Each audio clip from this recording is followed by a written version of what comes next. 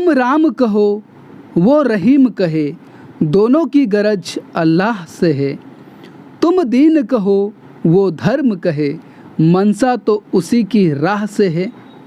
जी हाँ दोस्तों, आज हम लोग रस खान पर चर्चा करेंगे। अगर आपके सिलेबस में रस खान जी संकलित है तो ये वीडियो आपके लिए बहुत ज़्यादा हेल्पफुल होने वाला है, क्योंकि रस खान से हो सकता है बहुत सारे प्रश्न पूछे जा सकते हैं, लेकिन आपके लिए फ़ायदे की बात यह है कि अभी मैं आपको जो उत्तर देने वाला हूँ ये उत्तर कई प्रकार के प्रश्न के लिए काम आने वाला है। जी हाँ, अगर आपसे आपके परीक्षा में रस खान का प्रेम वर्णन, जो कि रस खान पर सबसे ज़्यादा पूछी जाने वाली प्रश्न है, या फिर रस खान की भक्ति भावना, रस खान की काव्य सौंदर्य, काव्य सौष्ठव, काव्यगत विशेषताएं, या फिर रस खान की काव्य में कृष्ण भक्ति पर प्रकाश डालिए, या फिर ब्रजभूमि के प्रति कवि रस खान का प्रेम, अगर इस प्रकार से आपको कोई भी प्रश्न पूछता है तो आप इस उत्तर को लिखिए। ये बिल्कुल सटीक होगा, क्योंकि इस उत्तर को मैंने इस प्रकार से डिज़ाइन किया है कि इन सभी प्रश्नों के लिए ये सटीक रहने वाला है। दोस्तों, वैसे भी मैं आपसे बार बार कहता हूँ कि अगर आपसे आपके परीक्षा में जो भी प्रश्न पूछे जाए तो सबसे पहले आप उन प्रश्नों के उत्तर को लिखिए जिसका उत्तर आपको बखूबी आता है, और अंतिम में उन प्रश्नों को भी अवश्य लिखिए जिसका उत्तर आपको बिल्कुल भी ना आता हो, क्योंकि कोरा कागज पर आपको कोई भी मार्क्स नहीं देने वाले हैं। लेकिन बजाय कोरा कागज छोड़ने के अगर आपने उस विषय से रिलेटेड कुछ भी अगर लिख दिया तो हो सकता है आपको कुछ ना कुछ अंक तो मिलेगा। और वैसे भी एक सेमेस्टर पढ़ने के बाद उस टॉपिक से जुड़ी कुछ ना कुछ तो आप लिख ही लेंगे, मुझे उम्मीद है। तो मेरा कहने का मनसा ये है कि आप लोग सभी प्रश्न के उत्तर को अटेम्प्ट कीजिए। और अभी जो हम लोग रस खान पर चर्चा करने वाले हैं, यहाँ पर मैं जिस प्रकार से काव्यगत विशेषताओं में बिंदु दर बिंदु देकर आपको लिखाता हूँ उस प्रकार से नहीं है। इस प्रश्न के उत्तर को मैंने पैराग्राफ वाइज डिज़ाइन किया है, ताकि जिस प्रकार के भी प्रश्न अगर आपसे पूछे तो आप इस उत्तर को लिख दीजिए, आपको बिल्कुल मार्क्स मिलने वाला है। तो चलिए आज के विषय का शुभारंभ करते हैं। शुभारंभ करने से पहले नमस्कार दोस्तों, दिस इज सागर विश्वकर्मा और आप सभी का मेरे way to learning SP channel में बहुत बहुत स्वागत है। तो सबसे पहली बात, प्रस्तावना तो हमें लिखना ही है। तो प्रस्तावना में आप लिखिए कि रस खान के जन्म, शिक्षा, व्यवसाय, निधन आदि के विषय में कोई साक्ष्य प्रमाणिक नहीं है। ऐसा कहा जाता है कि उनका जन्म लगभग 1533 ईस्वी के आसपास बताया जाता है। वहीं जन्म स्थान दिल्ली बताया जाता है। हमने लगभग सबका प्रयोग कर दिया, इसका मतलब उनका जन्म तिथि कोई भी हो, जन्म स्थान कोई भी हो, हमने स्वयं को यहाँ से बचा लिया, इस मतभेद से बचा लिया। रस खान मुसलमान थे। उनका वास्तविक नाम सैयद इब्राहिम था। रस खान कृष्ण भक्ति काव्य धारा के श्रेष्ठ कवियों में से एक है। रस खान मुसलमान होते हुए भी कृष्ण भक्त थे और आजीवन उन्होंने कृष्ण की भक्ति की। तो बहुत ही संक्षिप्त में मैं आपको बता दूं कि कहा जाता है कि एक बार वे किसी पान के दुकान पर पान खाने गए थे, तो वहाँ उन्होंने एक चित्र देखा। वो चित्र कृष्ण भगवान का था।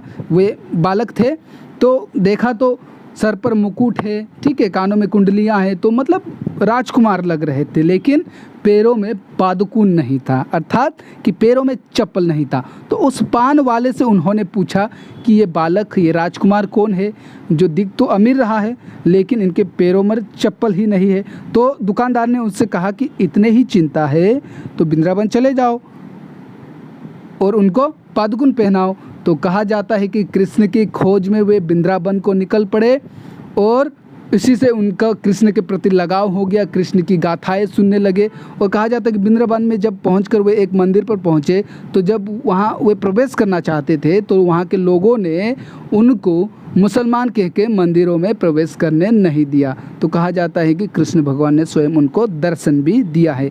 ये सभी मान्यताएं हैं, इस बात में कितनी सच्चाई है इसका हमें ज्ञात नहीं।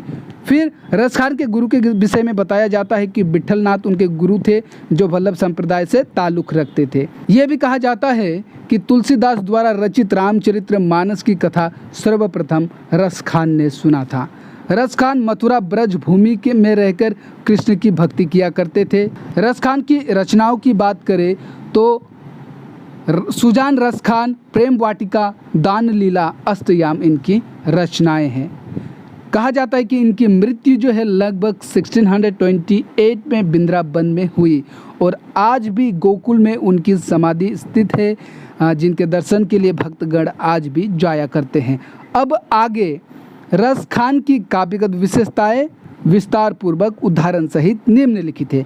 ये पंक्तियाँ बहुत महत्वपूर्ण है, इसको आप लोग अवश्य लिखिए और देखिए प्रश्न के आधार पर लिखिए। अगर आपसे काव्यगत विशेषताएं पूछे तो लिखिए कि अब आगे रस खान की काव्यगत विशेषताएं विस्तार पूर्वक उदाहरण सहित निम्नलिखित है। अगर आपसे काव्य सौष्ठव पूछे तो काव्यगत विशेषताओं के जगह में काव्य सौष्ठव लिखिए। काव्य सौंदर्य पूछे तो काव्य सौंदर्य, तो बाकी सब एज इट इज रहेगा, उसको आप लोग बदलिए। और इसी तरह से उनका प्रेम वर्णन पूछते हैं आपसे तो आप लिखिए कि अब आगे रस खान की प्रेम वर्णन विस्तार पूर्वक निम्नलिखित है। इस तरह से आप अपने बातों को शुरू करिए। क्योंकि रस खान भक्त कवि थे तो उनकी भक्ति पर चर्चा करते हैं।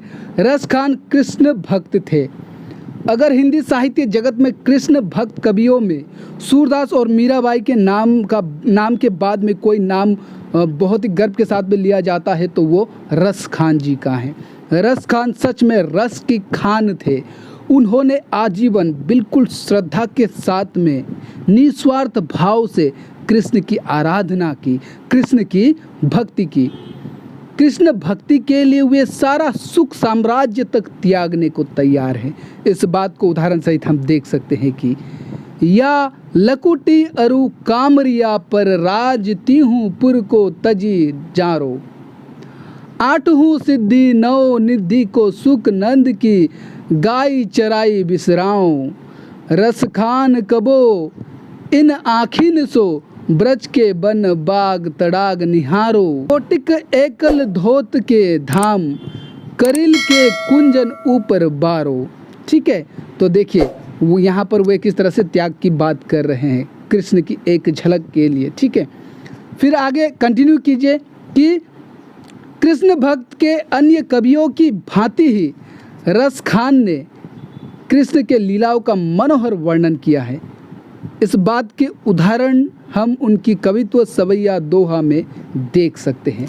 तो यहाँ पर आप उदाहरण देते हुए एक पंक्ति लिख सकते हैं। धूरी भरे अति शोभित श्याम जू, तेसी बनी सिर सुंदर चोटी, खेलत खात फिरे अंगना, पग पे जनिया कटी पीरी कछोटी। तो यहाँ पर आप उनके कृष्ण के लीलाओं का वर्णन को देख सकते हैं। फिर पैराग्राफ चेंज करिए और लिखिए रस खान की भक्ति में प्रेम का व्यापक रूप देखने को मिलता है। देखिए दोस्तों, आपको बता दूं कि रस खान को एक प्रेम कवि के रूप में जाना जाता है। तो उनकी भक्ति जो थी वह प्रेमा भक्ति थी, प्रेम भाव की भक्ति थी। तो इस तरह से आपको प्रश्न पूछ सकते हैं। ये प्रश्न सबसे ज़्यादा पूछा जाता है। तो अगर आपसे उस तरह से भी पूछे तो इसी उत्तर को आप लिखिए, क्योंकि ये उत्तर को इस तरह से डिज़ाइन किया है कि सभी प्रश्नों से ये मेल खाता है।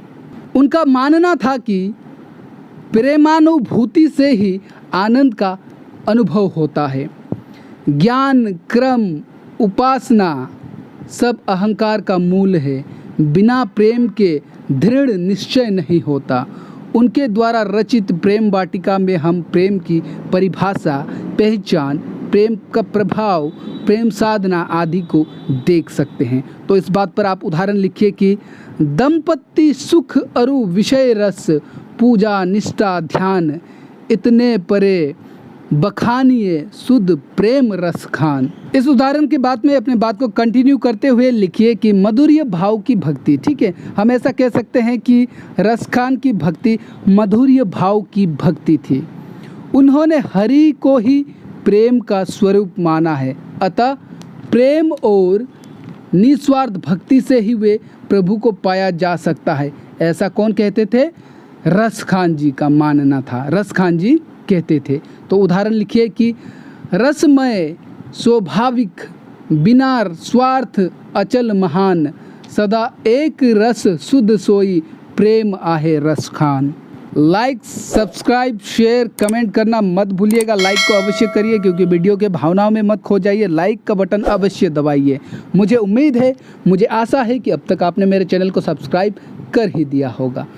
अब पैराग्राफ चेंज कर फिर लिखिए कि रस खान को रस की खान भी कहा जाता है। इनके काव्य में भक्ति और श्रृंगार रस दोनों की प्रधानता देखी जा सकती है। रस खान के काव्य में राधा कृष्ण का मिलन, गोपी कृष्ण का मिलन आदि के तमाम उदाहरण देखे जा सकते हैं।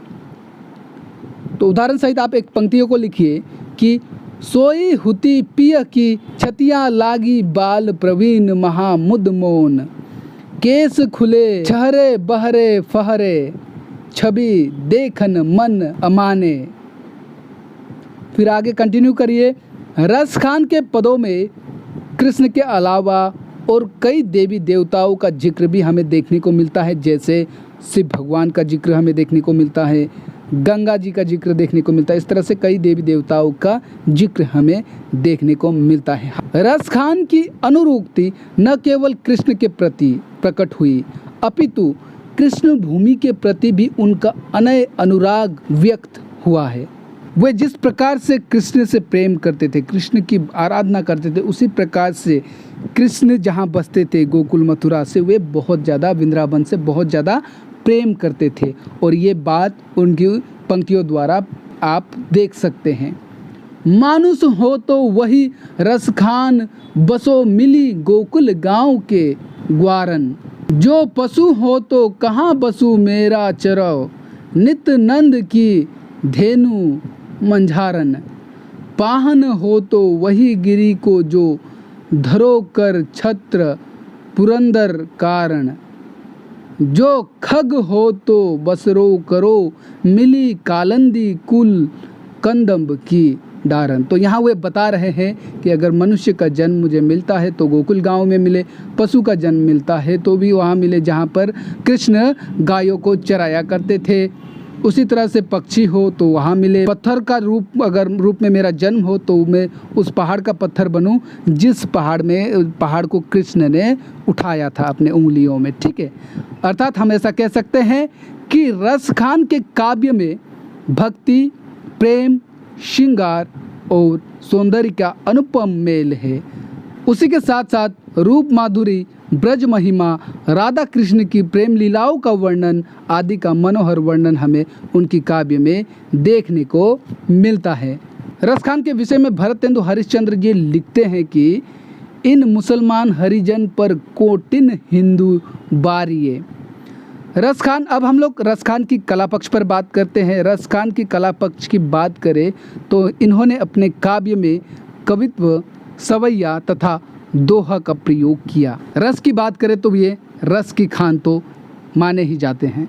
इनके काव्य में भाव एवं रसों की अभिव्यक्ति को उत्कृष्ट बनाने के लिए ही अलंकारों का प्रयोग हुआ है, अर्थात चमत्कार लाने की दृष्टि से इन्होंने अलंकारों का प्रयोग नहीं किया। फिर भी इनके काव्य में अनुप्रास अलंकार, उपमा, उत्प्रेक्षा एवं रूपक अलंकारों का प्रयोग हमें देखने को मिलता है। रस खान ब्रज भाषा के कवि थे। उनकी भाषा सरल, सुबोध व सहज होती थी। उनके द्वारा लिखे काव्य को भजन के रूप में आज भी मंदिरों में गाया जाता है। रस खान ने बोलचाल के शब्दों को भी साहित्यिक शब्दावली के निकट लाने का प्रयास किया है। अंतिम में एक पंक्तियाँ लिखिए कि प्रेम प्रेम सब कऊ कहत, प्रेम न जानत कोई, जो जन जाने प्रेम तो मरे जगत क्यों रोई। यहाँ आपको कबीरदास की पंक्तियाँ याद आ रही होगी। देखिए, तो प्रभाव तो हम देख ही सकते हैं। ठीक है, तो बस अगर आपसे जो भी मैंने आपको प्रश्न बताए, वो प्रश्न अगर आपसे आपके परीक्षा में पूछता है तो आपको बस इतना ही लिखना है। ये जो भी मैंने आपको दिया, ये 3 पेज तो डेफिनेटली होने वाला है। अगर आप छोटे छोटे राइटिंग में भी लिखते हैं तो बहुत ज़्यादा लिखने की आवश्यकता नहीं होती है। हम लोगों को रिगार्डिंग मार्क्स के उसी के अनुसार हमें आंसर लिखना होता है। आपसे 15 मार्क्स का पूछा है तो आप 5-6 पेज भी लिख दे तो आपको 15 मार्क्स से ज़्यादा देंगे ही। इसलिए ज़्यादा भी लिखेंगे तो वो व्यर्थ है, बेकार है। इतना आप लिख दीजिए। आई होप कि अच्छा खासा मार्क मिल जाएगा। लास्टली आप सभी से फिर से गुजारिश है कि अगर आप मेरे चैनल में नए हैं और चैनल को अब तक सब्सक्राइब नहीं किया तो उस चैनल को सब्सक्राइब कर दीजिए, क्योंकि ये आपका अपना चैनल है और इस चैनल पर हिंदी से जुड़ी तमाम विषय पर वीडियो आए दिन अपलोड होता रहता है। नोटिफिकेशन आपको सबसे पहले मिले इसके लिए बेल आइकन को दबाकर ऑल पर क्लिक कर दे। लाइक कमेंट भी करते रहे। कुछ पूछना हो, सुझाव देना हो तो कमेंट कर सकते हैं। मिलते हैं आपसे बहुत जल्दी किसी अन्य विषय के साथ। तब तक के लिए जय हिंद, जय भारत, नमस्कार।